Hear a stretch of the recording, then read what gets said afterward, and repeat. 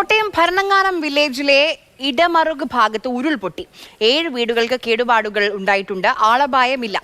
ഷിനോ ജസ്റ്റി നമുക്കൊപ്പം വിവരങ്ങളുമായി ചേരുന്നുണ്ട്. നമുക്ക് അതിനു മുൻപ് ദൃശ്യങ്ങളൊന്ന് കാണാം.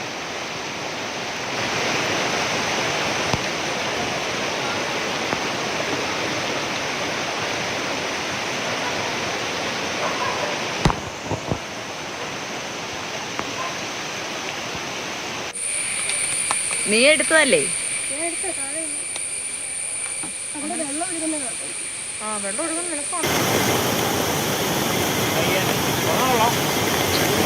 ഷിനോജി, ഇടമറുക് എന്ന് പറയുന്ന സ്ഥലം കോട്ടയത്തിന്റെ എവിടെയാണ്, ഏത് ഭാഗത്താണ്?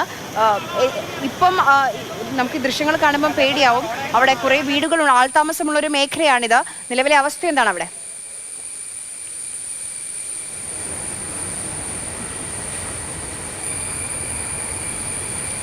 ഇടമറുക് കോട്ടയത്തിൻ്റെ മലയോര മേഖലകളിലുള്ള ഒരു പ്രദേശമാണ്. ഇരാറ്റുപേട്ടയ്ക്കൊക്കെ അടുത്തുള്ള പ്രദേശമാണ്. അവിടെയാണ് ഇപ്പോൾ ഈ ഉരുൾപൊട്ടിയിരിക്കുന്നത്. ഭരണങ്ങാനം വില്ലേജിലെ ഇടമറുക് ചൊക്കല്ല് ഭാഗത്താണ് ഉരുൾപൊട്ടിയതായി സ്ഥിരീകരണം ഉണ്ടായിരിക്കുന്നത്. വ്യാപകമായ നാശനഷ്ടമാണ് ഈ മേഖലയിൽ നിലവിൽ റിപ്പോർട്ട് ചെയ്യപ്പെടുന്നത്. 7 വീടുകൾക്ക് നാശനഷ്ടമുണ്ടായിട്ടുണ്ട്. എന്നാൽ ആളപായമൊന്നും തന്നെ ഇതുവരെ റിപ്പോർട്ട് ചെയ്തിട്ടില്ല.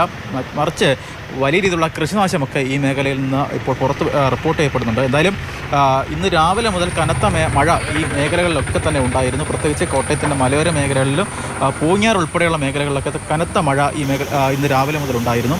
അതിൻ്റെയൊക്കെ ഫലമായിട്ടാണ് ഈ കനത്ത വലിയ രീതിയിലുള്ള ഉരുൾപൊട്ടലും അതുപോലെ തന്നെ മണ്ണിടിച്ചിലുമൊക്കെ കോട്ടയത്തിൻ്റെ മലയോര മേഖലകളിലൊക്കെ വ്യാപകമായി തന്നെ റിപ്പോർട്ട് ചെയ്യപ്പെടുന്നത്.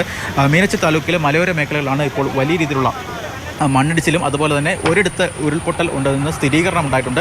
മറ്റു ചില പ്രദേശങ്ങൾ കൂടി, അതായത് മറ്റ് ഒരു പ്രദേശത്ത് കൂടി ഉരുൾപൊട്ടൽ ഉണ്ടായി എന്ന് നാട്ടുകാരൊക്കെ പറയുന്നുണ്ട്. പക്ഷേ അതിന് ഔദ്യോഗികമായ സ്ഥിരീകരണം ഇതുവരെയും ഉണ്ടായിട്ടില്ല.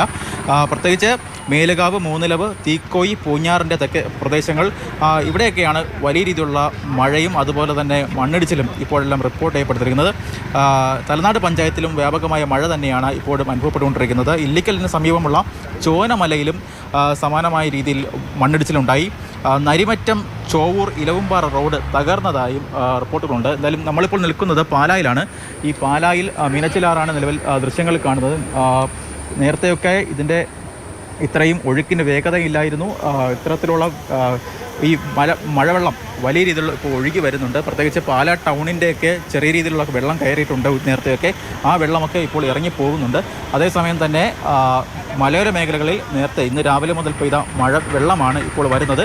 ഈ വെള്ളം അടുത്ത ദിവസങ്ങളിൽ കോട്ടയത്തിൻ്റെ താഴ്ന്ന പ്രദേശങ്ങളിലേക്കാണ് നേരെ വന്നു ചേരുന്നത്.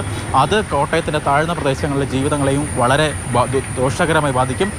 അവിടെയൊക്കെ വെള്ളക്കെട്ടിന് സാധ്യതയുണ്ട്. എന്തായാലും ഇപ്പോൾ ഭരണങ്ങാനം വില്ലേജിലാണ് ഒരു ഉരുൾപൊട്ടൽ ഔദ്യോഗികമായി സ്ഥിരീകരിച്ചിരിക്കുന്നത്.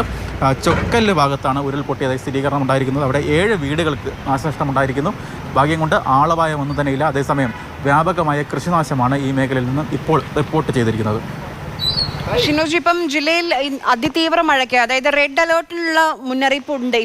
ഇപ്പോഴത്തെ ഒരു സാഹചര്യം എന്താണ് കാലാവസ്ഥയുടെ? നീ എടുത്തതല്ലേ?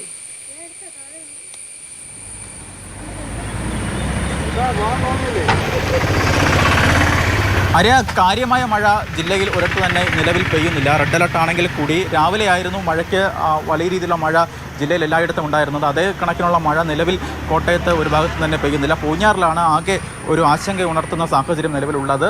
അത് ഒഴിച്ചു നിർത്തിയാൽ, പൂഞ്ഞാർ മേഖല ഒഴിച്ചു നിർത്തിയാൽ മറ്റ് പ്രദേശങ്ങളിലും തന്നെ കാര്യമായ രീതിയിലുള്ള മഴ ഇപ്പോൾ കോട്ടയത്ത് പെയ്യുന്നില്ല. പ്രത്യേകിച്ച് നേരത്തെ ഒരു 10:30 വരെ കോട്ടയം നഗരത്തിലും അതുപോലെ തന്നെ പടിഞ്ഞാറൻ മേഖലകളിലൊക്കെ കനത്ത മഴയുണ്ടായിരുന്നു. അതേ സമയത്ത് തന്നെ ഒരു ഉച്ചവരെ കോട്ടയത്തിൻ്റെ മലയോര മേഖലകളിൽ കനത്ത മഴയുണ്ടായിരുന്നു. ആ സമയത്താണ് ഈ ഉരുൾപൊട്ടലൊക്കെ അവിടെ നടന്നത്. എന്നാൽ അതിനുശേഷം ഉച്ചയ്ക്ക് ശേഷം കാര്യമായ മഴ ഇരാറ്റുപേട്ട, പാലാ, കാഞ്ഞിരപ്പള്ളി അതുപോലെ തന്നെ പൂഞ്ഞാർ ഉൾപ്പെടെയുള്ള മേഖലകളിൽ കുറവാണ്. എന്നാൽ പൂഞ്ഞാറിൽ ഇപ്പോഴും ചില മേഖലകളിലൊക്കെ കാര്യമായി തന്നെ മഴ പെയ്യുന്നുണ്ട്. മീനച്ചിലാറിലും മണിമലയാറിലും ഒക്കെ ജലനിരപ്പ് ഉയർന്നിട്ടുണ്ട്. നമ്മൾ ദൃശ്യങ്ങൾ കാണുന്നത് പോലെ മീനച്ചിലാറിലും ഇത് കാണുന്നത് മീനച്ചിലാറാണ്. ഇവിടെ ജലനിരപ്പും അതുപോലെ തന്നെ അതിൻ്റെ വേഗതയും ഒഴുക്കും ഒക്കെ കൂടിയിട്ടുണ്ട്. കഴിഞ്ഞ ദിവസങ്ങളിലൊക്കെയും കഴിഞ്ഞ രാത്രിയും അതുപോലെ ഇന്ന് രാവിലെയുമൊക്കെയായി മലയോരത്ത് പെയ്ത വെള്ളമാണ് ഇപ്പോൾ മീനച്ചിലാറിലൂടെയൊക്കെ ഒഴുകി വരുന്നത്.